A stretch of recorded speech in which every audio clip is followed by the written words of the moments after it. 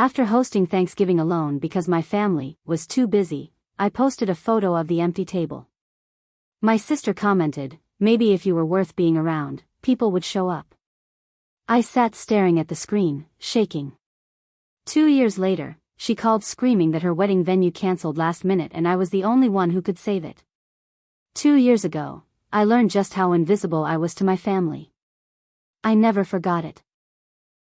And when I finally had the chance to return the favor, I didn't even have to lift a finger. I just let things happen. So, Thanksgiving 2 years back, I decided it was my turn to host. I lived in Rochester, New York, not far from the rest of my family. I just finished remodeling my little house, new floors, fresh paint, even a real dining table that could seat 10. I was proud of it. I called my parents first. They said they might have plans with some friends. They'd let me know. My sister Megan said Todd's parents had invited them over but they hadn't decided yet. My cousins didn't answer at all. I brushed it off. Maybe everyone was just busy. I kept prepping anyway. I cooked 2 full turkeys, mashed potatoes, green bean casserole, stuffing, homemade cranberry sauce, 3 pies, pumpkin, apple, and pecan. I even made those little name cards to put at each seat. Thanksgiving Day came. I waited. Noon passed. 1 p.m. passed. Nobody showed up. No calls. No texts. I sat there at the table, the candles burning low, the food getting cold, feeling like the stupidest person alive. Around 3 p.m., I snapped a photo. The full table. The untouched food. The empty chairs. I posted it on Facebook. No caption except, "Happy Thanksgiving, I guess." I didn't tag anyone. I didn't think anyone would even see it. But Megan did. 10 minutes later, she commented, "Maybe if you were worth being around, people would show up." I don't remember breathing after I read that. My whole body went cold.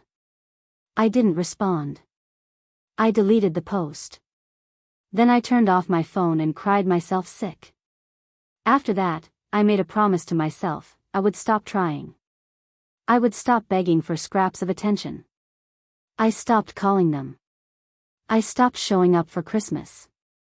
I spent birthdays with friends instead. Nobody apologized. Nobody even asked why I was gone. I let that loneliness turn into something sharp inside me. Not hatred. Just a hard kind of quiet.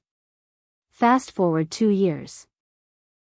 I was in my backyard, pulling weeds, when my phone rang. Unknown number. I almost didn't answer. But something told me to. It was Megan. She was crying so hard I couldn't understand her at first. Finally, between gasps, she managed. "They canceled, the venue canceled, the wedding's in 2 weeks. I don't know what to do." I just listened. After a few minutes, she explained, the vineyard they booked for their wedding had some zoning permit pulled last minute. No refunds. No backup. No venue. No time to find anything else. Hotels were booked solid with a convention.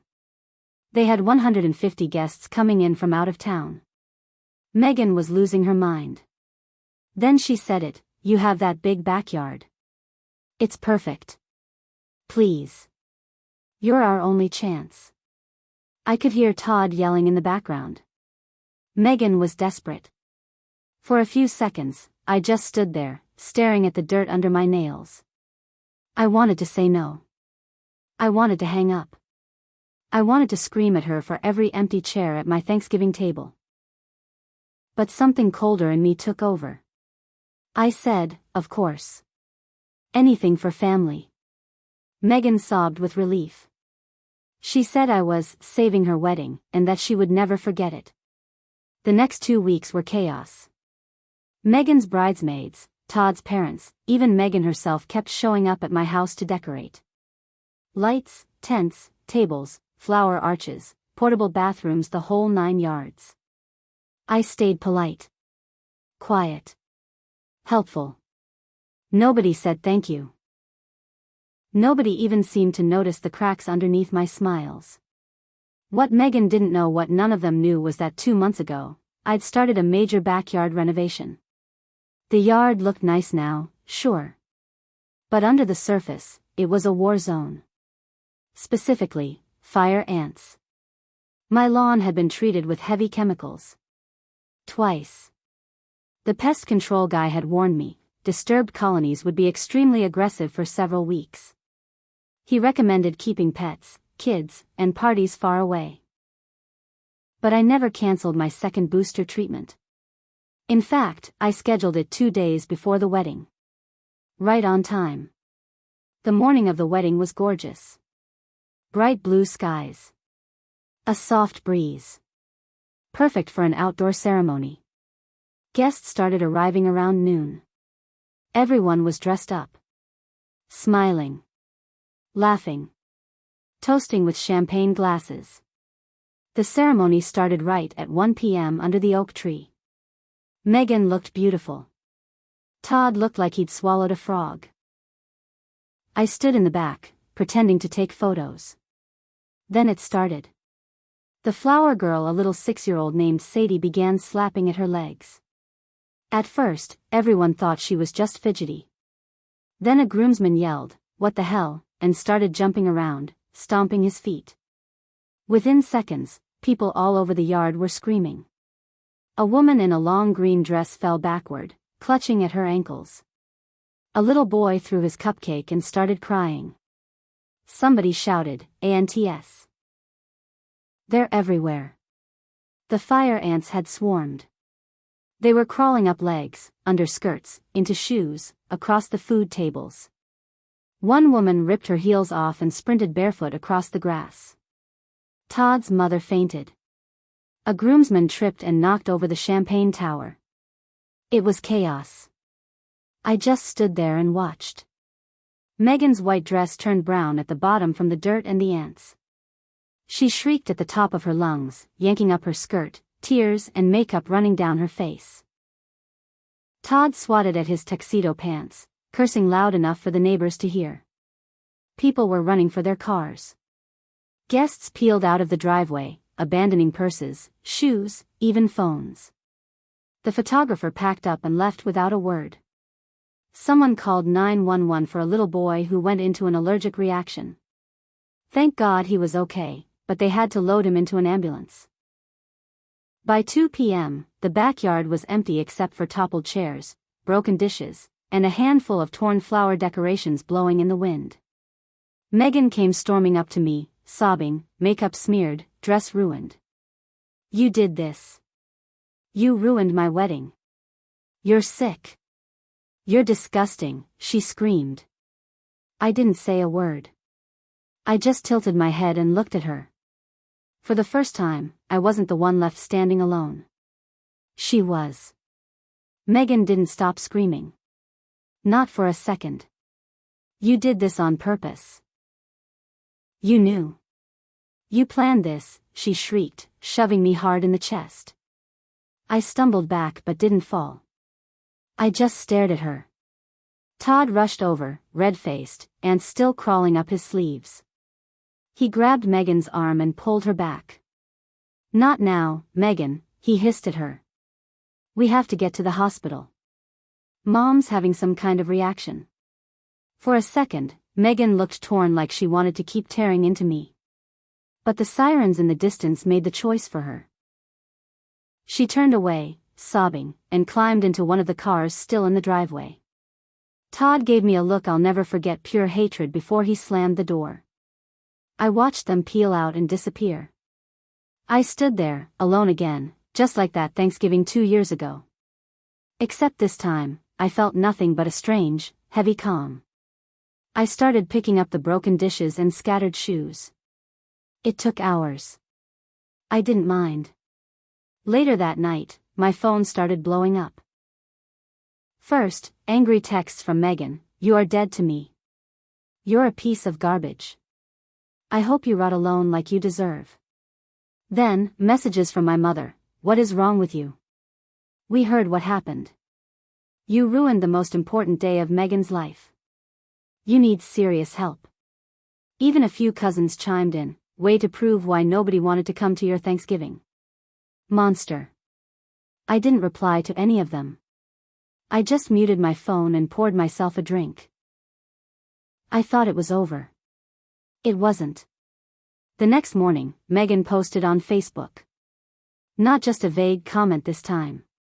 A full-blown rant. Photos of the ruined wedding.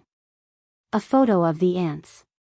A screenshot of my backyard from Google Maps. A long post about how certain jealous family members had sabotaged her special day out of bitterness and spite. Hundreds of people liked the post. Dozens commented with things like, "Sue them. How could someone be so evil? Family is the worst sometimes." Friends I hadn't talked to in years messaged me, asking what happened. Some defended me. A few said, there must be more to the story. But most people believed Megan. And then came the real blow. I got a letter in the mail 3 days later. It was from Megan's lawyer. They were threatening to sue me for endangerment, emotional distress, and damages $35,000. Apparently, Megan and Todd claimed that because I knowingly allowed them to use a hazardous property, I was responsible for all the ruined wedding costs. Venue fees. Catering. Photography. Dress. Everything. I sat there at my kitchen table, holding the letter, shaking but not from fear. From pure, blinding rage. All these years, I thought being quiet and distant would be enough. I thought cutting them out of my life would protect me. I was wrong. They wanted to destroy me. And I realized right then, if they wanted war, they were going to get it. But this time, I wasn't going to sit back and cry about it. I was going to fight. I didn't sleep that night. I kept rereading the letter, looking at the number, $35,000. It was more than I made in 6 months. At first, the panic set in. What if they won? What if I lost everything because of one moment of payback? But then a colder part of me woke up. I started thinking through everything carefully. Step by step. First thing I did, I called my own lawyer. Not some random one. A real bulldog. My friend Amanda had used her during her ugly divorce, and she said this woman didn't lose. I explained everything. The backyard. The pest treatments. The wedding. I didn't lie. I told her the truth. She was quiet for a second, then she said, they don't have a case. And if they push it, we'll destroy them. Her plan was simple. See, I had receipts for everything. Receipts for the pest control treatments. Emails warning me not to host outdoor events. Paperwork showing I had already scheduled the treatments months before Megan ever called. I wasn't hiding a danger from them. They never asked if it was safe. They assumed. They rushed in without thinking. And legally? That was on them. My lawyer also said Megan posting about me publicly calling me a saboteur, a monster counted as defamation. If I wanted, I could countersue. The next week, Megan's lawyer called mine. My lawyer calmly laid it all out, evidence of pre-scheduled pest treatments, evidence of public defamation, evidence that Megan used the property without even asking basic safety questions, and then she ended the call with, if you want to go to court, we'll happily bring this all out in front of a judge. Including screenshots of your client's Facebook posts. There was silence on their end. 3 days later, Megan dropped the lawsuit. But that wasn't the end of it. Because now, Megan's wedding disaster had gone semi-viral. One of her guests, some college friend, had posted a TikTok showing the chaos. Ants. Screaming guests. Megan crying in her dress. The video blew up. People started digging. It didn't take long for someone to find Megan's public Facebook post about me. The timeline didn't add up. People realized she'd basically guilt me into hosting without asking anything about the backyard, health concerns, nothing, and then turned around and blamed me when it blew up in her face. Commenters started roasting her. Maybe if you were worth being around, people would stay. Imagine using your family for a free venue and then suing them. You got exactly what you deserved, girl. Meghan shut down all her social media within a week. Word got around our hometown, too. Todd's parents, the same ones who once helped decorate my backyard, told everyone at their church about the incident. And not in a flattering way. Apparently, they weren't thrilled about the whole public lawsuit thing either. Meghan lost friends. Todd's job, which relied on public trust, took a hit. Even some family members, like a couple cousins, quietly reached out to me and apologized. Not Meghan, though. Not once. She didn't call. She didn't text. She just vanished from my life, angry, humiliated, alone. I should have felt satisfied. But I didn't. Because deep down, even after all this, I still remembered that Thanksgiving. Still remembered how easy it had been for all of them to forget me. Still remembered staring at that empty table. And even after getting my revenge, I still felt alone. But maybe that was better than pretending anymore. After everything blew over, you would think things would get quieter. But no. Meghan wasn't done trying to get back at me. A few months after the wedding mess, I heard through a cousin that Meghan and Todd were getting divorced.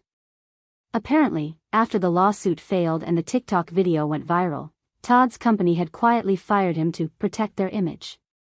He couldn't find another good job. Meghan kept blaming him for not fixing the wedding day disaster.